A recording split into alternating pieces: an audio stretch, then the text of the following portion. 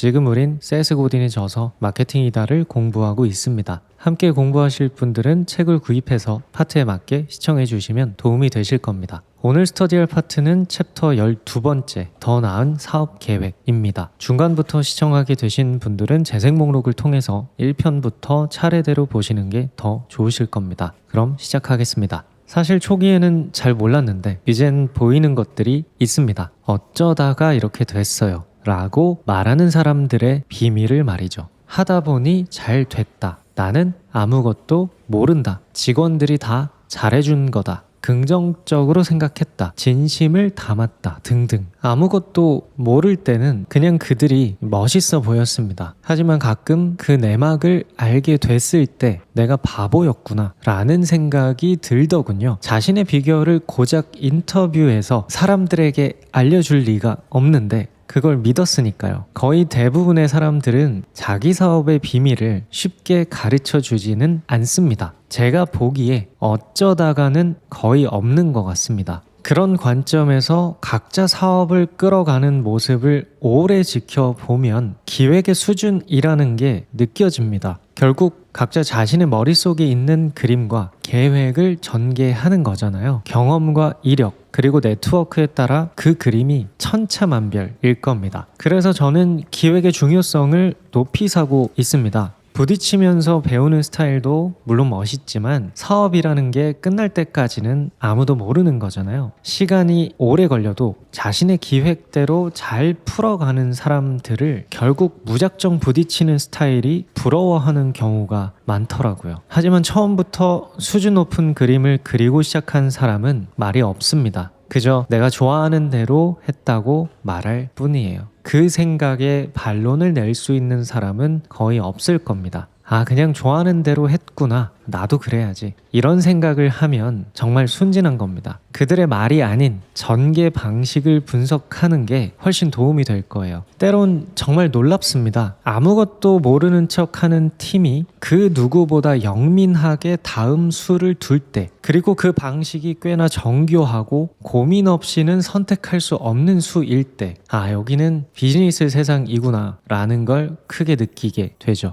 이번 장에서 세스 고딘은 어쩌면 같은 이야기를 하고 있는지도 모릅니다. 처음 사업 계획부터 잘 설계된 브랜드는 결국 변화를 일으킨다 라고요. 세스 고딘에게 잘 설계된 브랜드란 처음부터 대상을 그리고 그 대상의 욕망을 채워주는 기획을 의미할 겁니다. 그렇게 저자는 이번 장에서 사업 계획과 기획 구성을 이야기하면서 중간중간 계속해서 브랜드 마케팅의 접근 방식을 고려하는 편이 낫다고 반복하고 있어요. 여기서 한 걸음 더 나아갈 수 있다. 고객들은 누구인가? 누가 대변자인가? 그들은 위상에 대해 어떤 신념을 가졌는가? 어떤 세계관을 가졌는가? 심지어는 경영 관리에서도 그 방향을 고려하는 편이 낫다고 말합니다. 어떻게 해야 더 많은 사람들이 내 말을 듣게 만들고 입소문을 퍼뜨리고 팔로워를 늘리고 잠재 수요를 매출로 연결하고 더 많은 고객을 찾고 직원들에게 급여를 줄까? 이제 이렇게 묻지 말고 어떤 변화를 일으켜야 할까라고 물어라. 무엇을 대표할지 파악하면 나머지는 훨씬 쉬워진다. 여러분들은 사업 계획이 뭐라고 생각하시나요? 정부 지원을 노려본다면 꼭 작성해야 하는 게 사업 계획서일 텐데 그 양식을 떠올릴 수도 있겠습니다. 그 양식을 보면 거시적인 산업의 현황과 전망, 그 안에서의 페인 포인트,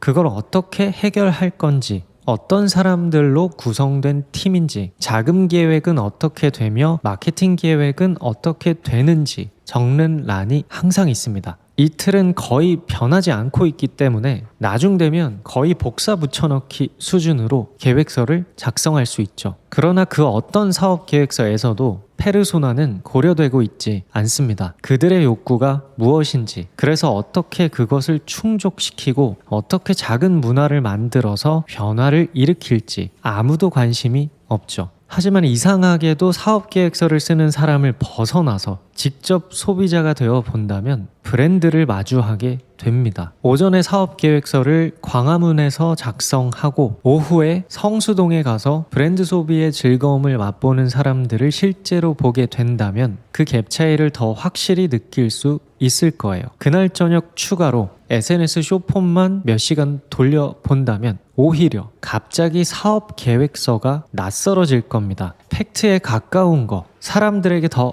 가까운 건 브랜드 마케팅이 집중하는 요즘 사람들의 욕망, 에고가 꿈꾸는 허상의 캐릭터, 페르소나, 브랜드가 맞습니다. 사람들이 그곳에 돈을 쓰고 있고 그것이 핵심인데도 불구하고 통용되고 있는 사업 계획서는 사람들의 욕망 소비를 마치 없었던 일처럼 만들어 버립니다. 세스 고딘은 욕망이라는 게 날 것이라 부끄럽지만 있는 그대로의 사실을 직시해야 한다며 그걸 지적하고 있는 거고요. 진짜 전문가들은 그 사실을 이해하고 있고 남들에게 알려주고 싶어 하지 않기 때문에 아주 조용히 겸손한 자세를 취합니다. 그들과 대화를 해보면 오히려 인문학적인 이해가 뛰어나고요. 문서 작성에 어려움을 겪는 사람이 많습니다. 사람의 마음을 움직이고 감정을 흔드는데 귀재지만 양식에는 약할 수도 있어요. 그들이 그렇게 할 수 있었던 이유는 자신이 직접 소비를 하는 적극 소비자이기 때문인 경우가 많습니다. 사업자 입장에서 사업 계획서를 바라보는 것이 아니라 적극적인 소비자 입장에서 브랜드를 바라보기 때문에 기획의 갭 차이가 날 수밖에 없는 거죠. 궁금하네요. 여러분들은 어떤 관점에서 사업을 기획하고 계신가요? 양식에 맞게 잘 작성된 계획서와 소비자가 공감할 수 있는 날 것의 기획서, 둘의 차이는 매우 큰 것 같습니다. 프레젠테이션 디자인을 잘하는 것과 진짜 사업 계획을 잘하는 것 또한 차이가 있고요. 저는 대충 끄적인 기획도 정확하게 맞는 수가 있다고 생각해서 일상 속 대화도 중요하게 생각합니다. 사람마다 능력도 정말 다 다른 것 같아요. 정부 지원을 잘 끌어오는 분들은 경영을 잘하지만 마케팅이나 브랜딩과 같은 창의성은 비교적 약한 편입니다. 반면에 마케팅이나 브랜딩을 잘하는 분들은 비교적 경영에 약점이 있어요. 창의적인 생각을 잘하기 때문에 양식에 맞는 사고를 지루해할 확률이 높거든요. 결국 다 중요한 거 아니냐고 생각하실지도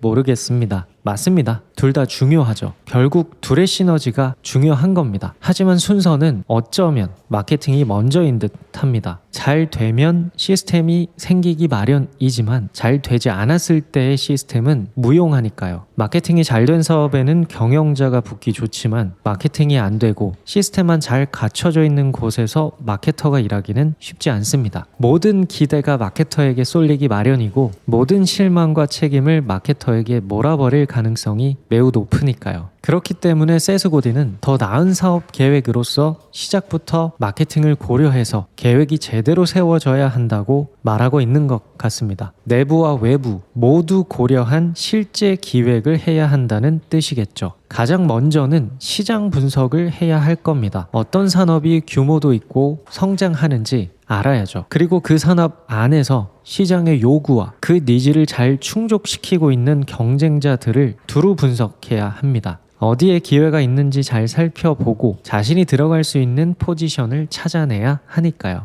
그 포지션을 바탕으로 브랜드를 만들고 제품이나 서비스를 준비하고요. 알맞은 대상에게 알맞은 메시지를 전달하는 데 집중하면서 작게나마 문화를 만들어 가야 합니다. 그 과정에서 설령 피벗을 하더라도 그때부터는 부딪혀 보면서 방향을 틀어야겠죠. 그러나 전체적인 틀은 변하지 않습니다. 최소 유효 청중에게 집중하면서 고객 경험을 끊임없이 개선한다. 그렇게 작은 문화를 만들어서 커다란 영향력을 만든다. 이 기획이 단순해 보이지만 여기서 대상의 욕망에 대한 기획이 처음부터 반영되지 않는다면 그리고 그 전개 과정에 대한 이해가 없다면 갈피를 잡지 못하는 사업이 될 가능성이 높습니다. 사업을 준비하다 보면 분명 스스로도 흔들릴 겁니다. 브랜드 마케팅이라는 게 페르소나라는 게 때론 참 뚱딴지 같은 소리처럼 들리거든요. 하지만 그때 한번 입장을 바꿔서 생각해보세요. 브랜드를 소비하는 소비자 입장에서 거창하기만 한 사업 계획이 오히려 더 뚱딴지 같은 소리로 들릴 겁니다. 시리즈는 앞으로 계속 이어질 거고요. 이제 스터디한 파트 중 몇 개의 문장을 읽고 마무리해 보겠습니다. 내용이 더 궁금하신 분들은 세스 고딘의 마케팅이다 책을 직접 구입해서 정독해 보세요. 사람에 해당하는 부분은 핵심 요소를 다룬다. 현재 팀에 누가 있는지, 누가 들어올 것인지 밝힌다. 여기서 한 걸음 더 나아갈 수 있다. 고객들은 누구인가? 누가 대변자인가? 그들은 위상에 대해 어떤 신념을 가졌는가? 어떤 세계관을 가졌는가? 당신이 이 책을 처음 펼쳤을 때 더 많은 사람들이 우리 제품을 사게 만들어야 해. 마케팅에 문제가 있어. 라고 생각했을지도 모른다. 이제 이것은 경영자 중심적이고 자기 중심적인 생각임을 깨달았기를 바란다. 고객을 기꺼이 돕고자 하는 서비스의 자세, 문화를 통해 변화를 일으킨다는 자세를 받아들이면 전환이 일어난다. 우린 우리가 추구하는 목적, 우리의 존재 이유에 집착하는 경우가 많다. 또한 이 목적이 그저 내가 이미 팔겠다고 결정한 것을 더 많이 팔고 싶다라는 말을 뒤집은 것에 불과한 경우가 너무